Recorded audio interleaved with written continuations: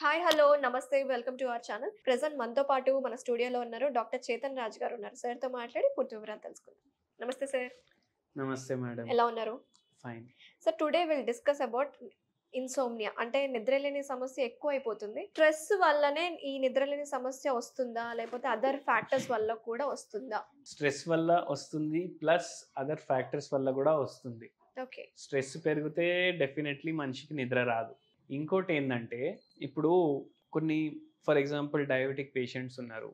వాళ్ళు ఒకవేళ English medicines వాడుతున్నారు అనుకోండి, ఆ మెడిసిన్స్ది సైడ్ ఎఫెక్ట్ వల్ల కూడా కొందరికి నిద్ర రాదు. కొందరికి బీపీ ఉండొచ్చు, ఆ మెడిసిన్ సైడ్ ఎఫెక్ట్ వల్ల కూడా వాళ్ళ నిద్ర డిస్టర్బ్ అవ్వచ్చు. సో ఇట్లా వేరే మెడిసిన్స్ వాడడం వల్ల కూడా అవుతుంది. మళ్ళీ దాని తర్వాత కొందరికి ఇప్పుడు నిద్ర రావడానికి మన బ్రెయిన్లో న్యూరో ట్రాన్స్మిటర్స్ ఉంటాయి. ఆ న్యూరో ట్రాన్స్మిటర్స్ ఇంబ్యాలెన్స్ వల్ల కూడా నిద్ర అనేది వాళ్ళది డిస్టర్బ్ అయిపోతుంది. ఓకే.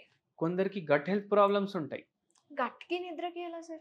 ఇప్పుడు మన న్యూరో ట్రాన్స్మిటర్లు ఉంటాయి కదా, అవి సరిగా ఉంటేనే కదా మనకు నిద్ర వచ్చేది.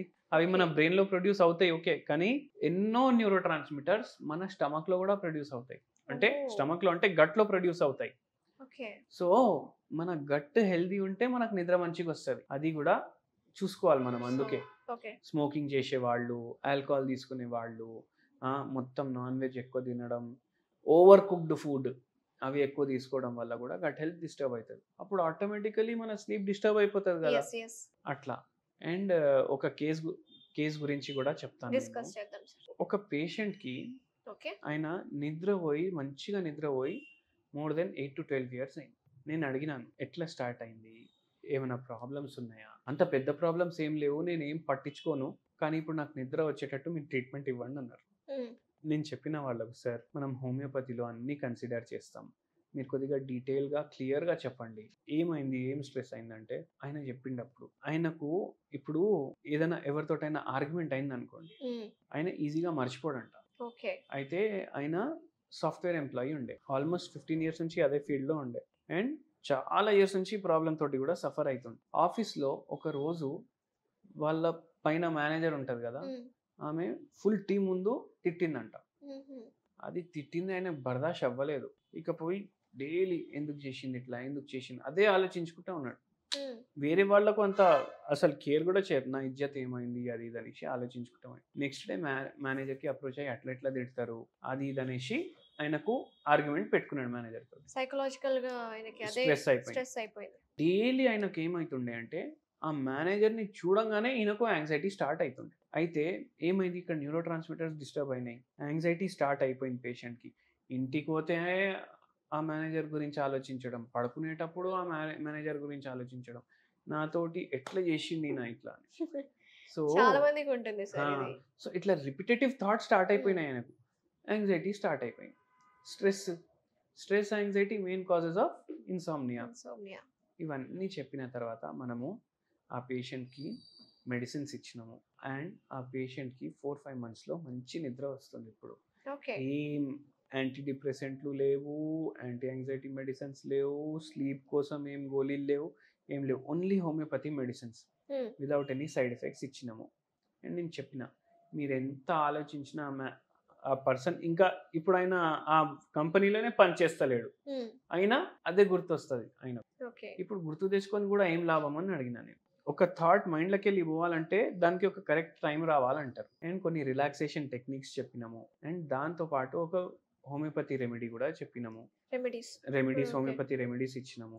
పేషెంట్ కి తగ్గిపోయింది. అంటే హోమియోపతి రెమెడీస్ తో పాటు ఏమన్నా నార్మల్ ఇంట్లో చేసుకునే రెమెడీస్ ఏమైనా ఉంటాయా?